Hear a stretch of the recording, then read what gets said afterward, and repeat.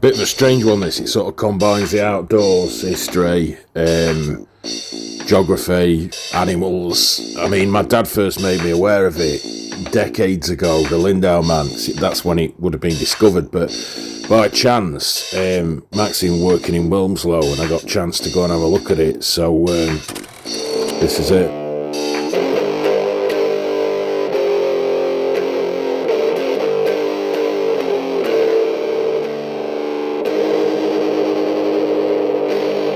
Right, this is Lindow Common. I'm not sure. It's not my manor, so like, I'm not sure if pronunciation's right, but it originates from like the Brythonic language, Lindow or whatever. I don't know Welsh, but you know that's where it comes from. This is the area, like human history, and it dates back to sort of pre-Romanic. Iron Age times, really. And of course, Lindow means Black Lake in Welsh. What you doing in my waters? This bit here is walk from the common to the moss area where they found the body, and it includes a lot of older coppices and boggy ground. There was an old shooting range from the Crimean War as well around this area. I mean, this is an old fascinating subject in itself, but it's not really why I'm here. But if you want to find out more, look up the Wilmslow Historical Society. There's some really interesting fucking information about this old topic. Now, the old story of this is absolutely mad, and the more you look into it, the more sort of weird things you find out. But this moss was originally used for commercial peat cutting. And the first human remains weren't found until that was done on an industrial scale. I almost feel like it's sort of nature's throwing our own fucking fallacy back out at us.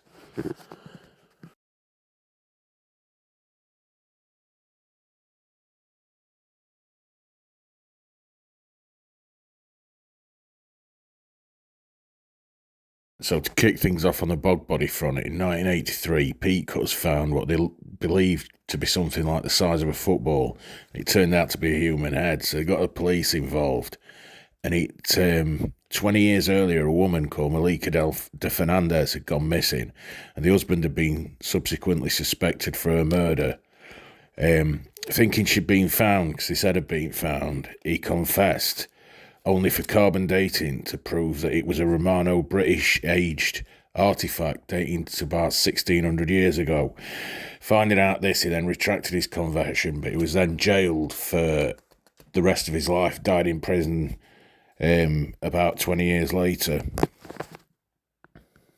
Police did look for Malika's body but never found it, and for some reason Lindow woman that the skull belonged to has never really captured the public imagination like Lindow man, you know, due to old-fashioned attitudes and the patriarchy and whatnot. But it leads us on to the next significant find, which is in 1984, the moss threw up another surprise, this time in the shape of a lower leg and foot found by peat cutters again. This time, because they'd wised up after the first discovery, they got archaeologists straight on site where they recovered the rest of what became known as Lindow man. And because they got the shit together now, they handled the remains better and freeze-dried the lad, who is now resides in a museum in London, surprisingly enough. And to add even more leather-faced intrigue to this old saga, in 1987 there was a find called Lindow 3, which was actually loads of different fragments of bog body parts. So you've got the Lindow woman, the first find, the sort of knowledge that there's at least one murder victim out there who hasn't been found, Lindow man himself, and then loads of, you basically got Fred West's backyard, but in a lowland Cheshire moor. I mean, there's enough to fill several books on this subject, but, you know, this is just a short video, and I'm just about the vibes when it comes for history rather than fucking fannying about. But, I mean, most archaeologists seem to lean towards it being either a ritual sacrifice, due to him being garroted having his throat cut and head smashed in, or a form of punishment. Now, the Celts around this time were also quite big on lopping people's heads off in the head cults, but his head remained intact, so who knows? I mean, it's 2,000 years ago, so we're never going to know for certain. For all we know, it could have been the village nonce and they've just had enough of him, do you know what I mean? He got quadraspased in a Iron Age nonce bashing.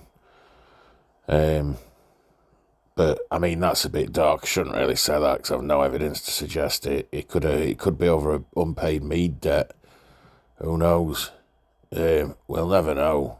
But it raises a lot more questions than it does answers, I think. And humans are still doing this sick sort of twisted shit. Just look at cartel executions and things like that. So we've not changed as much as people like to think. We're more civilised now. Good bit of bog oak there. An interesting aside is that they believe he could have been quite high up in the societal structure due to him not having any obvious signs of wear and tear on his skeleton. Right, so it's snap time, and what I've brought today is Maxine got us from the farm shop a really like posh sandwich. They were half price. It's fucking banging. It's got like Cheshire cheese, cheddar, fucking all sorts, chutney. That curly posh lettuce, red onion, it's absolutely banging. I've got roast beef monster munch. I know a lot of people, everyone fucking says pickled onion's the best. You're all fucking, everybody says it. Everybody that you meet, well, you can all get fucked. I've been called a nonce for liking roast beef best. But I think you're the nonce because roast beef pisses off. I like pickled onion. I mean, why do you even have to pick? Why do you have to pick sides? Like, but I'm a roast beef man. I like the hot ones and all, they're alright. But, why do you have to fucking pick? But roast beef are the best. I don't fucking care if you think pickled onion is. I don't care. I don't want to hear it. I'm not fucking interested. Get fucked. And I've got banana yazoo, which is absolutely top tier, and a little crunchy, which is probably even fucking, I don't know, they're getting smaller and smaller, aren't they? Still probably bigger than my willy, but there you go. Well, that's a cross-section of sandwich. It's fucking lovely. It's got tomato in it and all, and about 3 different types of cheese. This type of habitat accounts now for only 0.01% of all the different habitat in Cheshire, so it's very rare. There's absolute wealth of nature, and unfortunately, builders are wanting to build on the fringes of it, so there's a bit of a campaign at the moment to try and stop that. Hopefully, it'll stop, like how this discovery stopped the commercial peat cutting back in the day. Private hospital, Bang & Olufsen, fucking Handelsbank, and a fucking estate agent where notes under about 2 million quid. Some right posh cunts here, isn't there? I reckon Lindow man could have been a posh cunt though.